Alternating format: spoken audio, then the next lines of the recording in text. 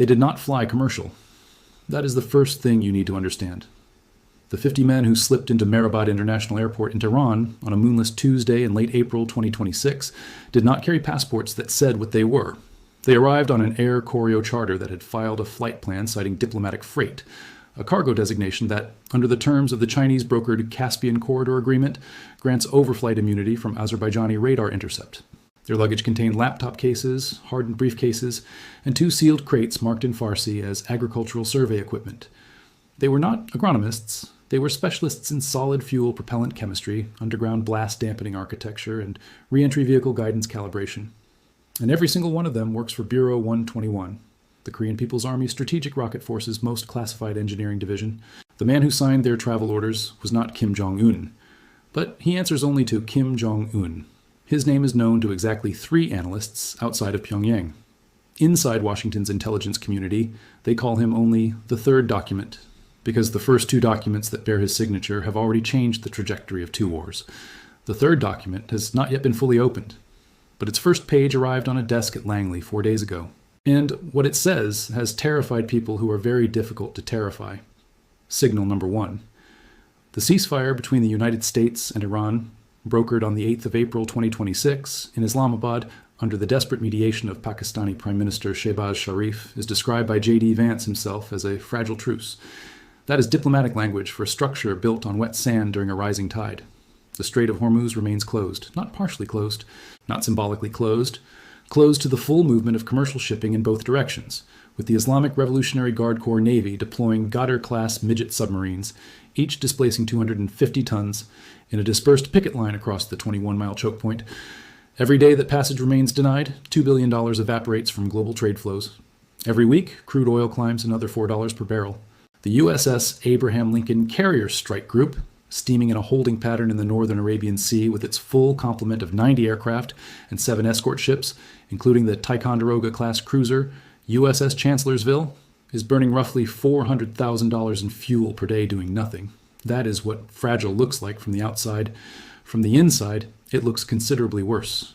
Here is what they are saying behind closed doors.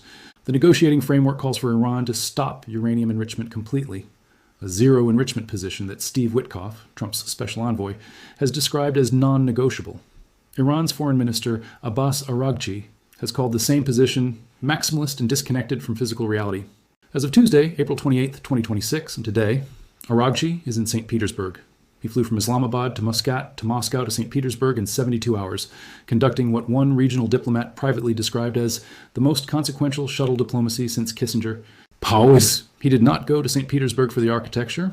He went because Vladimir Putin has something Iran desperately needs, and the Pentagon is not publicly admitting it: a functioning resupply corridor for the guidance components of the Shahab-3 medium-range ballistic missile, a weapon that is, to its molecular core, a derivative of North Korea's Nodong-1 design, with a range of 1,300 kilometers and a payload capacity of 1,000 kilograms of high explosive. 19 of Iran's 25 major ballistic missile launch complexes were struck during the 12-day war of June 2025, Operation Rising Lion. Satellite imagery from Landsat and Sentinel-2 confirms 95 underground launchers were collapsed. Iran rebuilt nothing above ground. Instead, they went deeper, and they needed help going deeper than any American bomb can currently follow. But here is the catch, the first one, and it reverses everything you think you just understood. Publicly, Pyongyang is signaling that it wants nothing to do with this war.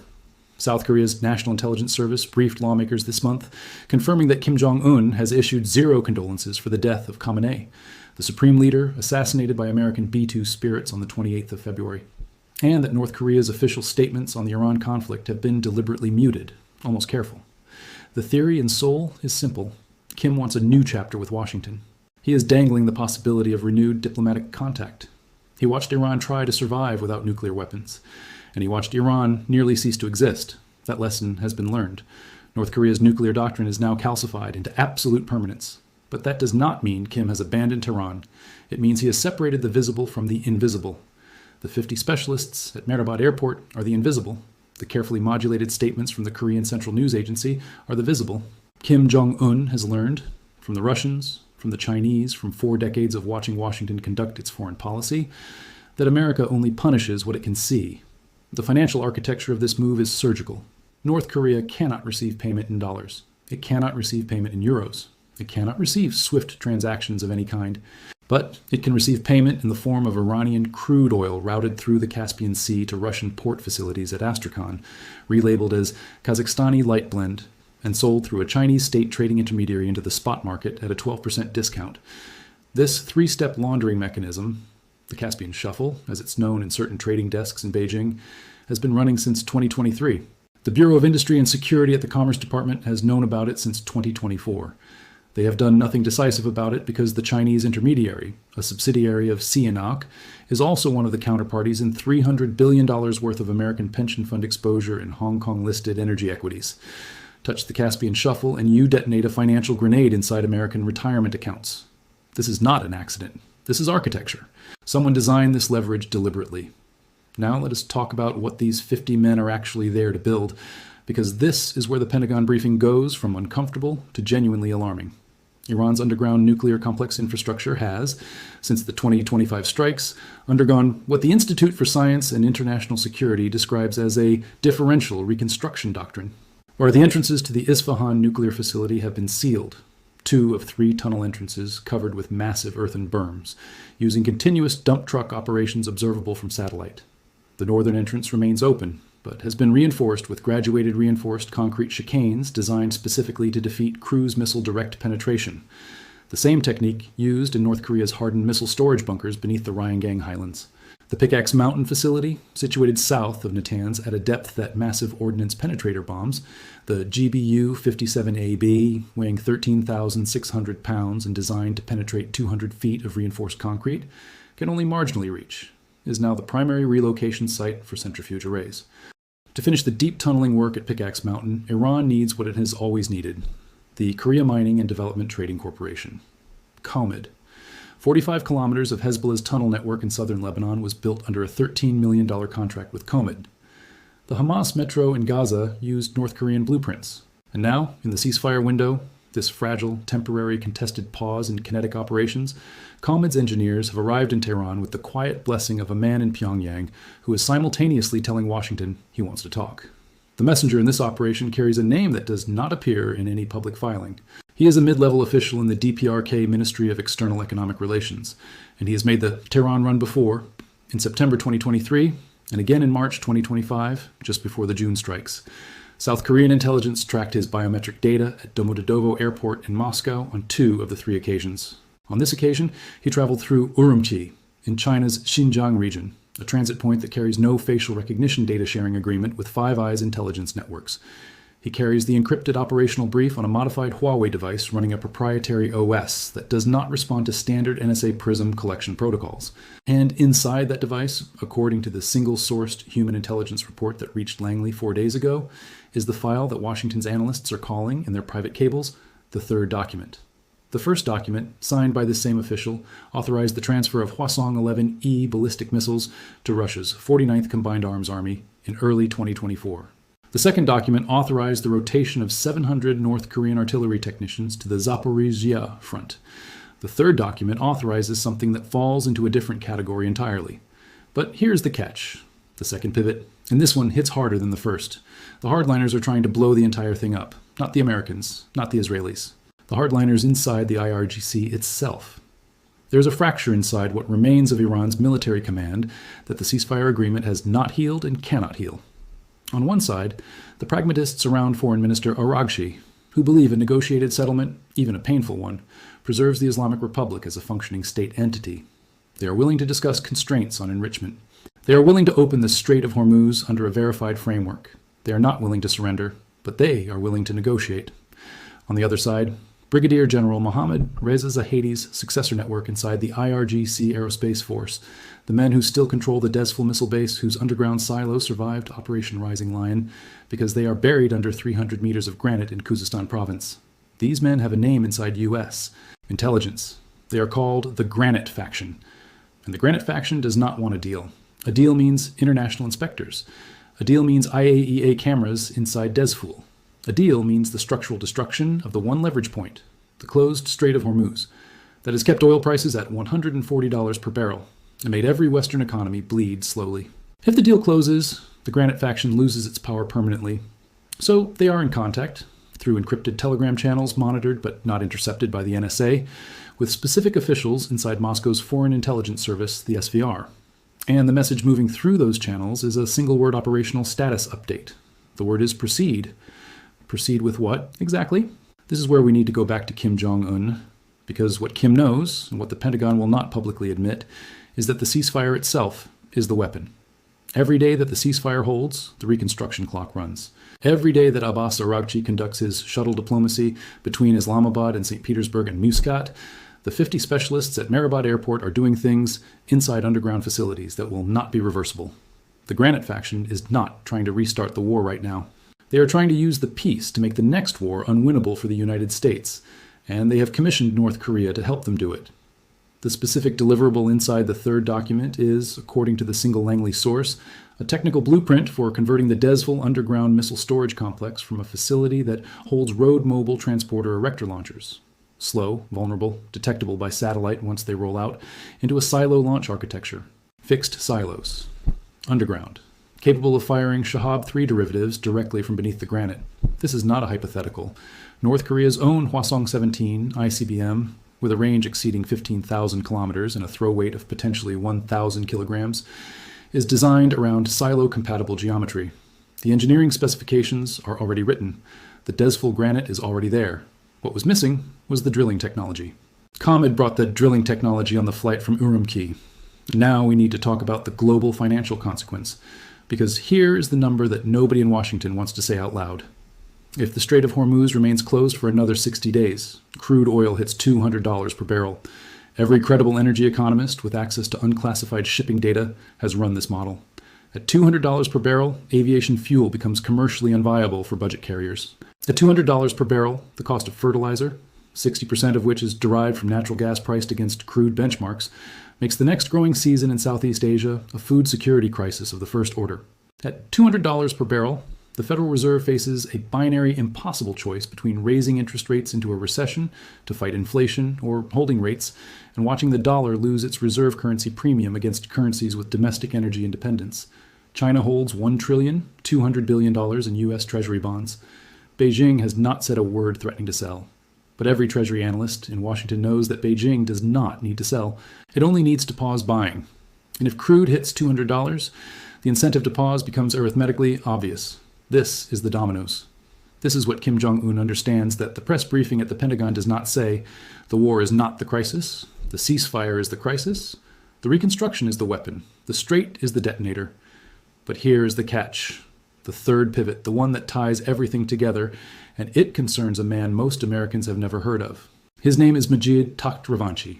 He is Iran's deputy foreign minister, the man who handled the first-round nuclear negotiations in Muscat in February 2026. He was in the room when Steve Witkoff, Jared Kushner, and CENTCOM Commander Admiral Brad Cooper sat on the other side of the wall in a separate salon, with Oman's foreign minister Badr bin Hamad al-Busaidi carrying messages between them like a diplomatic relay runner. Takhtravanchi is not a hardliner.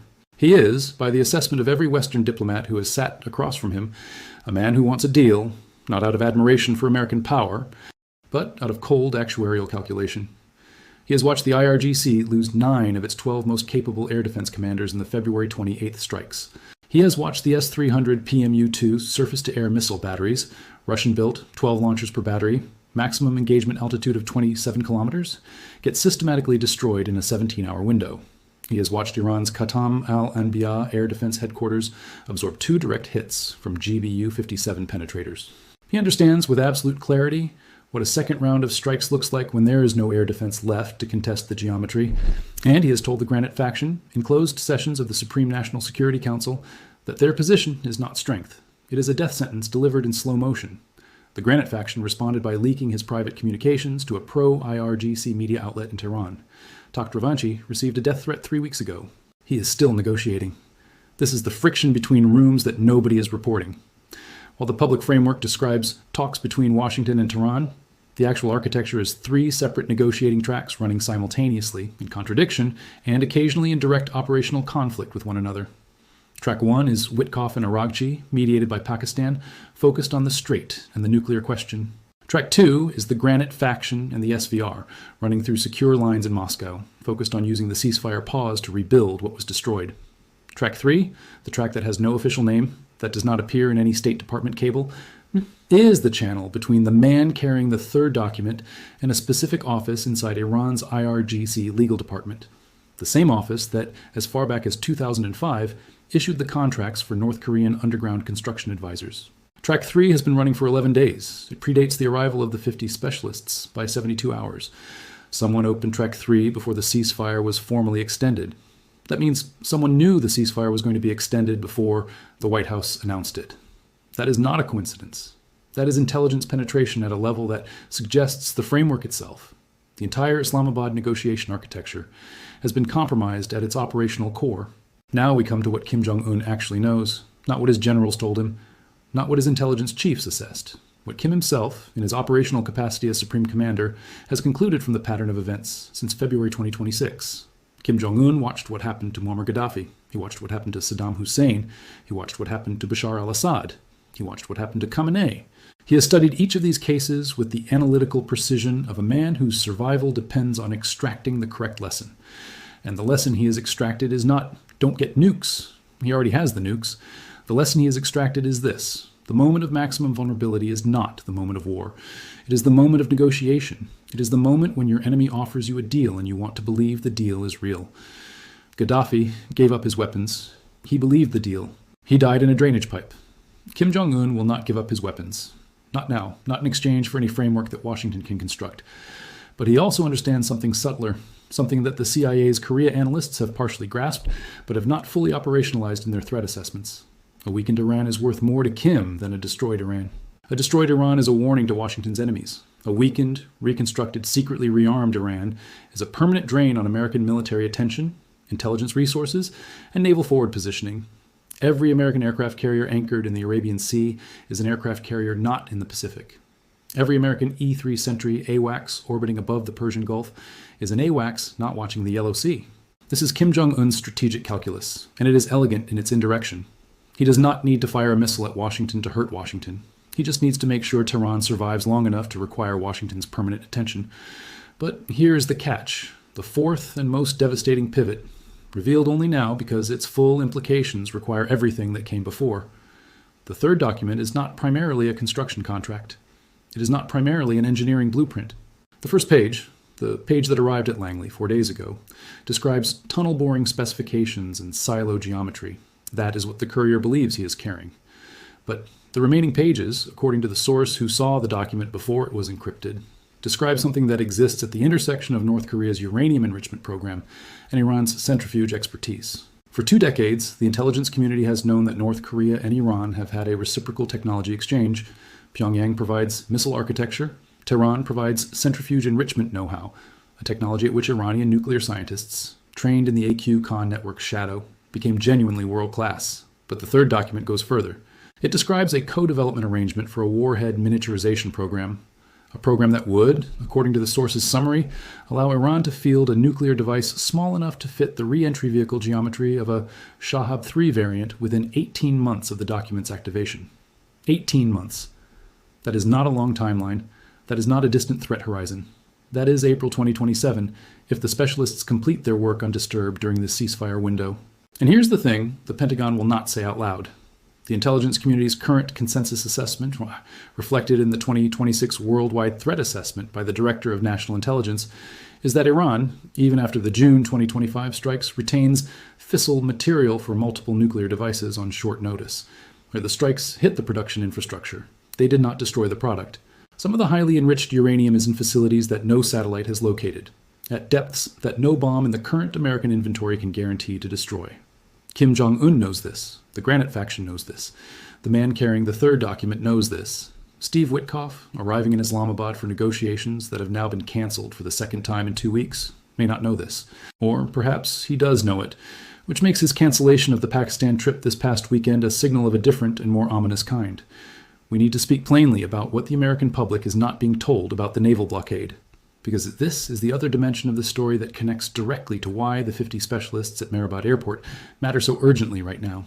On April 13th, the United States Navy established a formal counter-blockade of Iranian ports in the Persian Gulf. The USS Abraham Lincoln's strike group, reinforced by the destroyer USS Arleigh Burke, and 2 Virginia-class fast-attack submarines, the USS North Dakota, the USS John Warner, has been conducting what the 7th Fleet calls maritime interdiction operations.